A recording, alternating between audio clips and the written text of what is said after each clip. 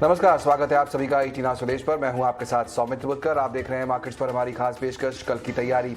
आइए बता दें क्या खास लेकर आए हैं आज शो में हम आपके लिए।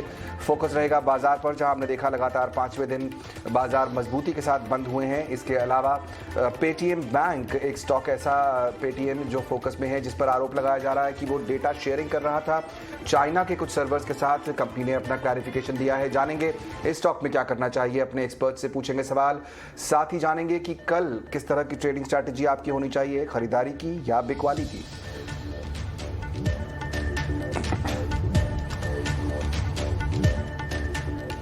और बाजार में आज लगातार 5वें दिन हमने अच्छी तेजी देखी। निफ्टी 240 अंक चढ़कर 16,870 के ऊपर जाकर बंद हुआ। वहीं बैंक शेयरों में हमने सबसे ज्यादा एक्शन देखा। बाजार का पूरा हाल बता रही है मेरी सहयोगी प्रियंका। बिल्कुल, देखिए आज मार्केट्स थोड़ी सी सॉफ्टनेस के साथ ज़रूर खुली अमिड द ग्लोबल वरी से। हम शुक्रवार को बंद हुए थे और उसके बाद यूएस मार्केट्स में एक फॉल के बाद आज थोड़ा सा एसजेएक्स निफ्टी सॉफ्ट था, लेकिन रिकवरी बेहद शानदार देखने को मिली।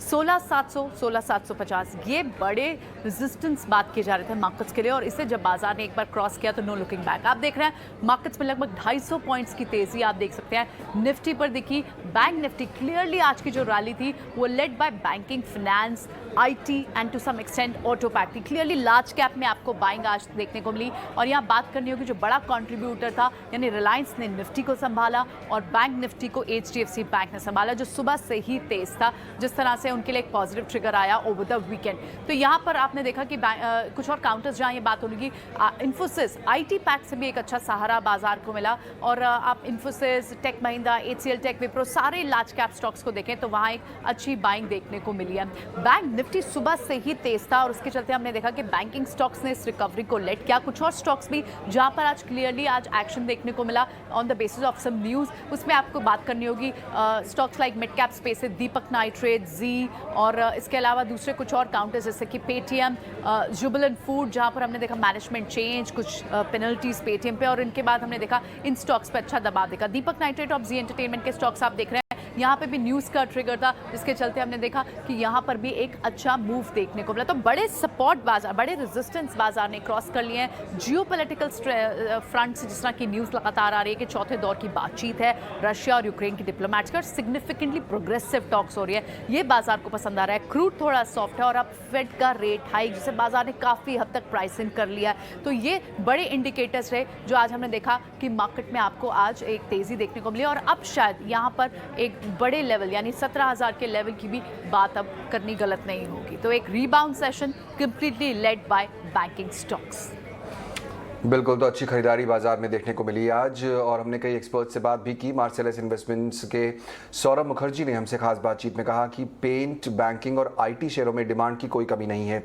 उनके मुताबिक टीसीएस और एलएनटी टेक में निवेश के फिलहाल बेहतर मौके दिख रहे हैं।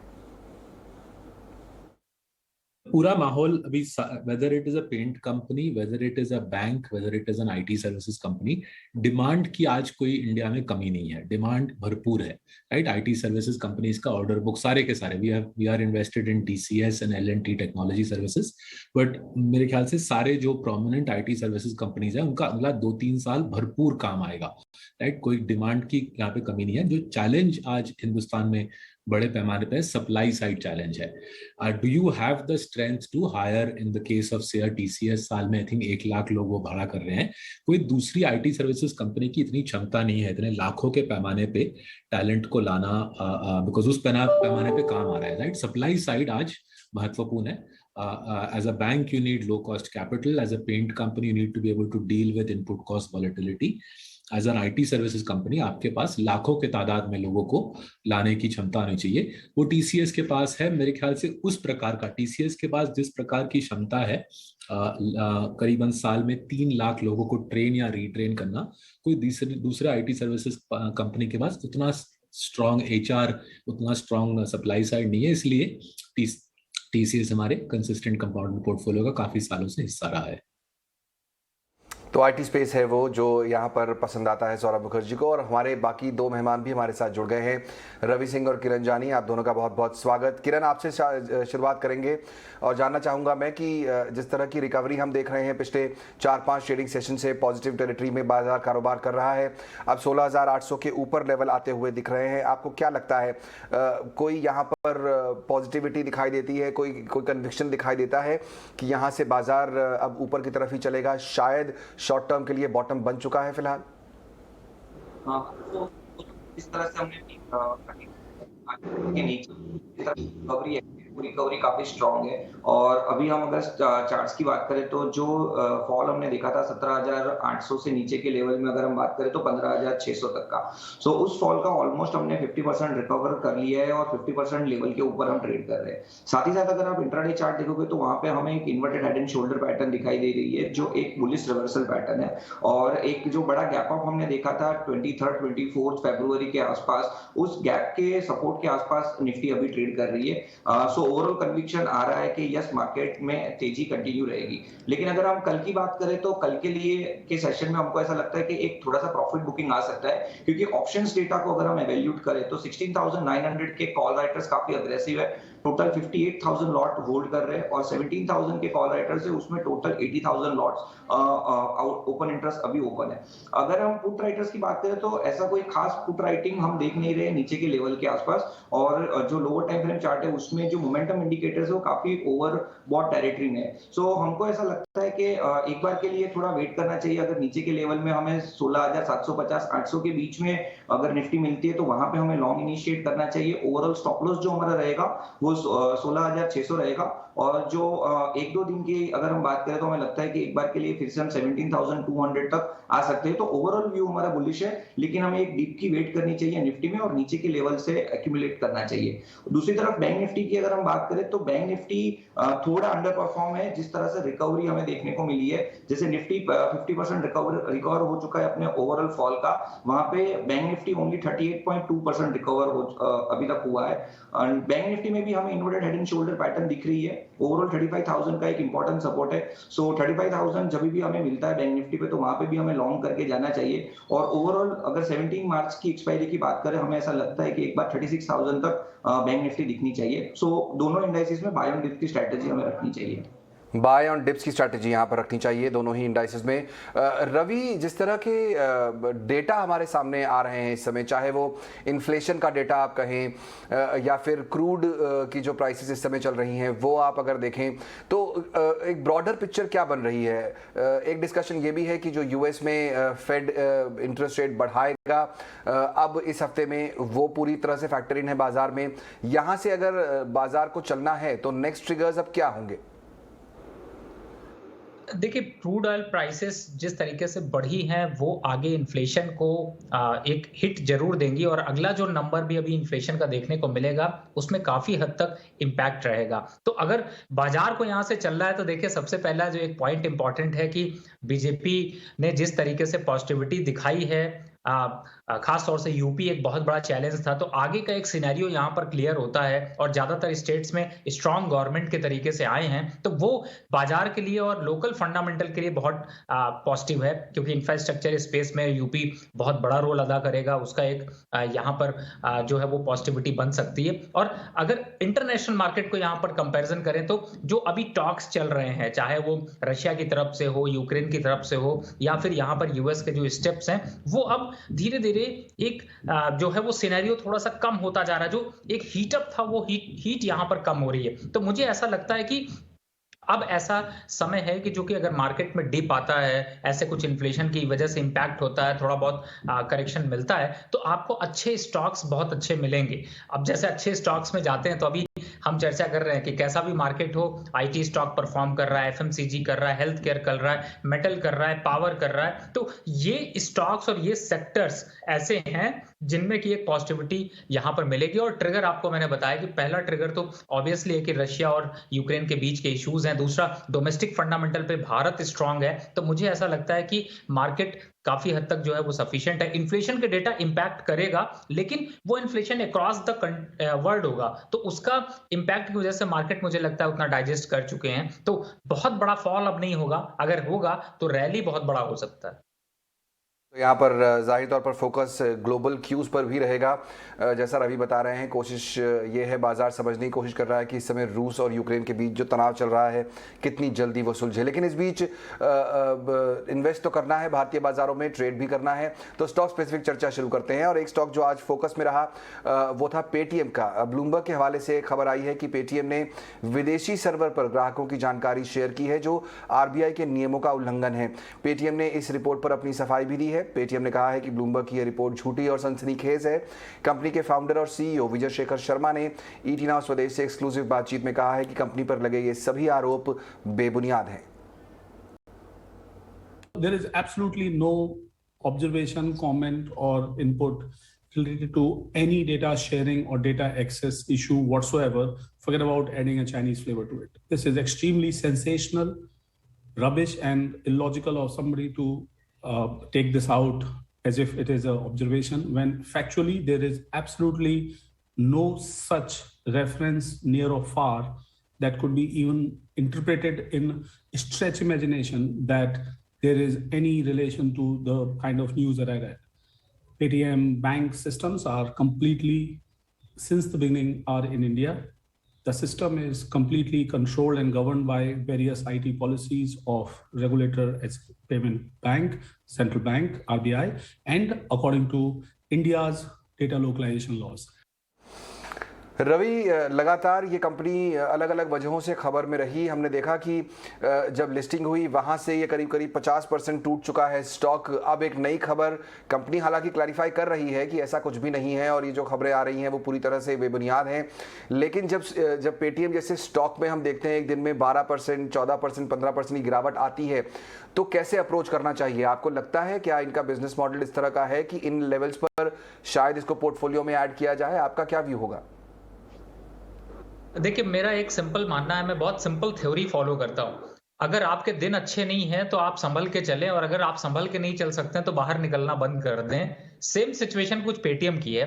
जब से पेटीएम में बहुत से इन्वेस्टर फंसे हुए हैं, बहुत से लोगों ने 2100, 1800, 1100, 900 इन सभी लेवल्स पर निवेश किया, और बहुत से लोग राय देते हैं कि आप एवरेज कर लीजिए। देखिए, सिंपल स्ट्रैटेजी रखिए। जब भी कुछ ऐसे कंट्रोवर्सीज हों, ऐसी चीजें निकल कर आ रही हो, पैसा आपका है, उस पैसे को बचाइए। इस तरीके के निवेश में डालने से अच्छा थोड़ा रुकिए और सुलझ जाने दीजिए चीजों को। आपके पास स्टॉक मार्केट में 3000 और कंपनीज है जिनमें कि आप निवेश कर सकते हैं, पहला। दूसरा स्ट्रैटेजी, अगर सिंपल में इस समय चूंकि बहुत से लोग फंसे हुए हैं, उनको ये सोल्यूशन चाहिए।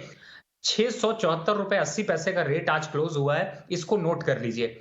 जब तक इसके ऊपर 3 दिन प्राइस बंद नहीं होता, जो भी टेक्निकल फॉलो करते हैं, फंडामेंटल फॉलो करते हैं, वो भी इस बात का ध्यान रखें कि जब तक 674 रुपए 80 पैसे के ऊपर 3 दिन बंद नहीं होता, तब तक इस स्टॉक में आपको नहीं रहना है। उसके बाद ही एंट्री करने की सोचिएगा, पहली स्ट्रैटेजी। दूसरी कि अगर नीचे गिर रहा है तो देखिए आपके पास मौका है, एक बार एग्जिट हो जाइए।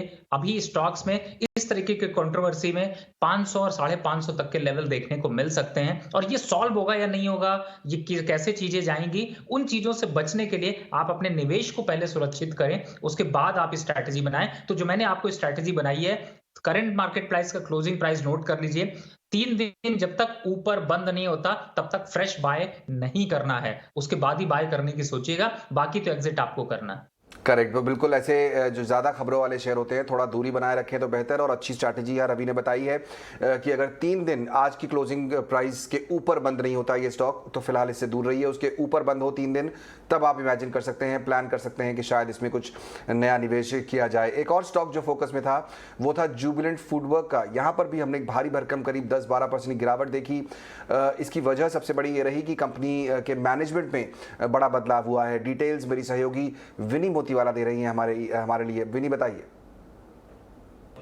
जुबिलेंट फूडवर्क में एक बड़ी रेजिग्नेशन आ रही है, वो है प्रतीक पोटा की रेजिग्नेशन। प्रतीक पोटा जो एमडी और सीईओ थे जुबिलेंट फूडवर्क के अप्रैल 2017 में उन्होंने ज्वाइन किया था, और वो काफ़ी इंटीग्रल पार्ट थे जुबिलेंट फूडवर्क की चेंज जो हुई थी, उनकी इंप्रूवमेंट जो हुई थी, वो काफ़ी इंपॉर्टेंट बात है। क्योंकि डिस्पाइट जो कॉम्पिटिशन बढ़ रही थी क्यूएसआर स्पेस में, उन्होंने कंपनी की प्रॉफिटेबिलिटी में काफ़ी अच्छी ग्रोथ लाने की कोशिश की है और अच्छी ग्रोथ देखी भी है जुबिलेंट फूडवर्क ने। देखें तो प्रॉफिटेबिलिटी जो इम्प्रूव हुई है FY17 से FY21 तक, वहाँ पे भी ऑलमोस्ट 3.5 टाइम्स ग्रोथ देखी थी कंपनी ने। अपने प्रॉफिटेबिलिटी में रेवेन्यू ग्रोथ भी काफ़ी स्ट्रॉन्ग रही थी। और ओवरऑल प्रतीक पोटा ने जो डोमिनोज की ब्रांड की जो रीपोजिशनिंग की थी वो इम्पॉर्टेंट पार्ट थे। उन्होंने क्वालिटी इंप्रूवमेंट की थी, वैल्यू प्रपोजिशंस काफ़ी दिए थे, नए इनिशिएटिव्स दिए थे। तो देखे हॉन्ग्स किचन की इनिशिएटिव, एकदम्स की इनिशिएटिव, DP यूरेशिया और रिसेंट वाली जो है पॉपाइज की इम्प्रूवमेंट और इनिशिएटिव, वो भी उन्होंने अपने रिसेंट टाइम्स में ली थी। उसके अलावा उन्होंने जो नॉन प्रॉफिटेबल स्टोर्स है, डोमिनोज के non profitable stores, Dunkin Donuts के नॉन प्रॉफिटेबल स्टोर्स, उन्होंने वो सब भी शट डाउन करवाए थे। तो काफ़ी प्रॉफिटेबिलिटी बढ़ी थी, स्केलिंग डाउन की थी लॉस मेकिंग की स्टोर्स की। और इसकी वजह से वो एक बहुत ही इंपॉर्टेंट पार्ट है ओवरऑल जुबिलेंट फूडवर्क के ग्रोथ में, जहाँ पे जब जुबिलेंट फूडवर्क अभी है। और काफ़ी री रेटिंग भी मिली थी स्टॉक प्राइस को जब प्रतीक पोटा ने टेक ओवर किया था। उसके बाद काफ़ी री रेटिंग हुई है स्टॉक प्राइस की। तो देखा जाए जो री रेटिंग हुई थी, जो पहले पी थी जुबिलेंट फूडवर्क की, वो 45 टाइम्स की थी बिफोर प्रतीक पोटा। उसके बाद जो पी है अभी वो करंटली अराउंड 80 टाइम्स की पी पे चल रहा है, FY22 पी पे। तो काफ़ी री रेटिंग हम देख रहे हैं स्टॉक में। और इसकी वजह से हम लोग देख रहे हैं जो थोड़ा नेगेटिव इम्पैक्ट में भी आएगा, क्योंकि काफ़ी एनालिस्ट ने भी बोला हुआ है कि वो उन्होंने डाउनग्रेड किया हुआ है स्टॉक को। तो श्योरली एक फैक्टर ये है कि वॉच आउट करिए, क्योंकि ये बहुत ही इंपॉर्टेंट फैक्टर है जुबिलेंट फूडवर्क के लिए। बिल्कुल। तो यहाँ पर खबरों की वजह से ये स्टॉक में हमने देखा कि आज अच्छी खासी गिरावट देखने को मिली, करीब 12% नीचे। किरण, कंपनी अच्छी है, ब्रॉडली स्टॉक ने परफॉर्मेंस अपने पुराने मैनेजमेंट के अंडर काफ़ी अच्छा दिया है। क्या आपको लगता है कि इस गिरावट में अपॉर्चुनिटी देखनी चाहिए? जो भाव आज जिस पर बंद हुआ है जाकर जुबिलेंट फूडवर्क का स्टॉक, यहाँ से अपॉर्चुनिटी बनती है नए एंट्री की? सो ओवरऑल जुबिलेंट फूड के चार्ट की अगर हम बात करें तो रिसेंट जो उन्होंने टॉप बनाया है 4600 सब, वहां से अगर अब तक हम देखें तो 45% करेक्शंस हम देख रहे हैं। लेकिन एक इंपॉर्टेंट सपोर्ट भी है यहाँ पे, अगर कोविड के टाइम से लेके जो रिसेंट टॉप 4600 का बनाया है उसका अगर उसके ऊपर हम फिबोनाची रिट्रेसमेंट अप्लाई करें तो 61.8% का जो फिबोनाची रिट्रेसमेंट है वो 2470 के आसपास आता है। और आज भी हमने देखा कि 2400 का जो लेवल्स था उन्होंने काफी अच्छी तरह से डिफेंड किया। इनफैक्ट आप इंट्राडे चार्ट देखोगे जुबिलेंट फूड का आज के पूरे दिन का जो ट्रेडिंग हुआ है, सो नीचे में 2450 2460 के आसपास अच्छा वॉल्यूम्स हुआ है। और साथ साथ में फिर से मैं दोहराऊंगा कि वीकली चार्ट के ऊपर जो RSI है वो काफी नीचे के लेवल पे 30 के लेवल से एक बाउंस हुआ था। और रिसेंटली जो उनके लो भी बने आज के, वो काफी एक स्ट्रॉन्ग सपोर्ट के आसपास है। सो एक कॉन्ट्रेरियन बाय डेफिनेटली यहाँ पे हमें लेनी चाहिए। जो स्टॉप लॉस है वो क्लोजिंग बेसिस 2400 का रखना चाहिए। थोड़ा रिस्की कॉल है, लेकिन ओवरऑल कंपनी का परफॉर्मेंस अच्छा है। Over a period of time हमने अच्छे खासे रिटर्न इस कंपनी में बनाए हैं। तो मुझे लगता है कि यहाँ पे एक बार हमें 2400 के स्टॉप लॉस से लॉन्ग जाना चाहिए।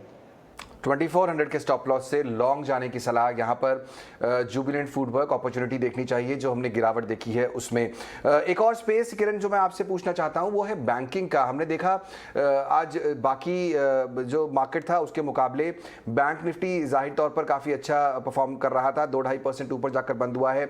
बड़े दिग्गज बैंक चाहे वो प्राइवेट हो या सरकारी, दोनों में हमने अच्छी खरीदारी देखी। HDFC बैंक, SBI, ये सारे आज 3-3% ऊपर जाकर बंद हुए हैं। अब मेरा सवाल दो तरह से है आपसे किरण।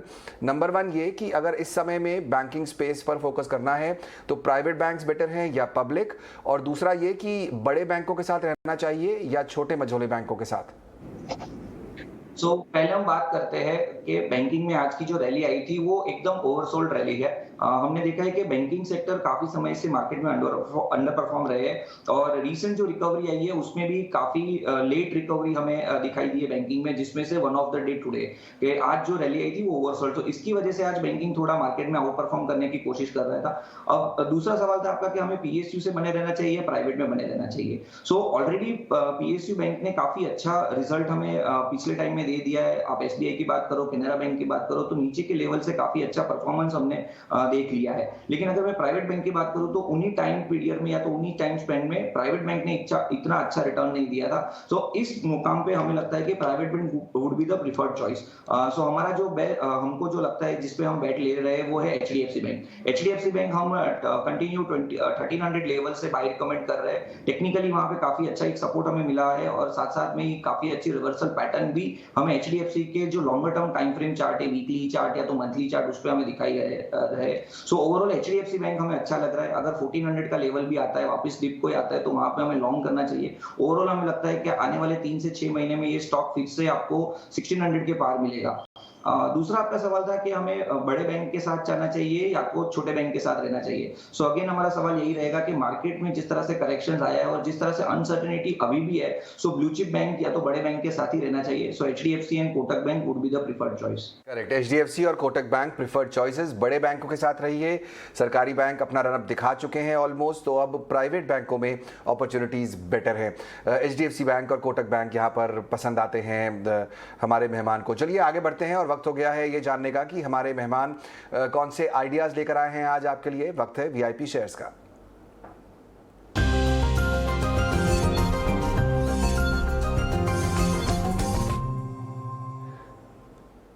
रवि, आपसे ही शुरुआत करना चाहेंगे। बताइए कौन से आइडियाज आप सजेस्ट करेंगे आज हमारे दर्शकों के लिए। आज मैंने 2 स्टॉक लिए हैं और दोनों दिग्गज स्टॉक हैं। उसका वजह यह है कि यहाँ से काफी अच्छी पॉसिबिलिटी बन रही है मार्केट के चढ़ने की और ये स्टॉक अच्छा परफॉर्म कर सकते हैं। पहला स्टॉक है पावर ग्रिड, क्योंकि आप देख ही रहे हैं कि पावर की डिमांड किस हिसाब से बढ़ती जा रही है और अच्छे रिटर्न्स यहाँ पर दे रहा है। सबसे बड़ी बात है कि स्टॉक के फंडामेंटल काफी स्ट्रांग है। सबकी चॉइस में रहता है, पसंद में रहता है, चाहे एफआईआईज की चॉइस यहाँ पर देखें, डोमेस्टिक में भी इसकी बाइंग अच्छी देखने को मिलती है और कंसिस्टेंट प्रॉफिट जो है वो 3200 से 3300 करोड़ के आसपास का देखने को मिलता है। तो मुझे लगता है कि ये स्टॉक आपको शामिल करना चाहिए। 260 तक के टारगेट आपको इस स्टॉक में देखने को मिल सकते हैं। दूसरा स्टॉक है, इस स्टॉक जो अभी मार्केट में करेक्शन आया है और उस करेक्शन में ये स्टॉक ने अच्छा करेक्ट भी किया है और लोगों के लिए नई अपॉर्चुनिटी भी दी है। आपने देख ही लिया है कि बैटरी का आगे कितना इस्तेमाल बढ़ रहा है, उसमें एक्साइड इंडस्ट्री का काफी बड़ा रोल है। तो मुझे ऐसा लगता है कि अभी करंट लेवल से देखें तो एक्साइड इंडस्ट्री में एक मोमेंटम अच्छा बन सकता है। स्ट्रॉन्ग फंडामेंटल के साथ चल रहा है। आगे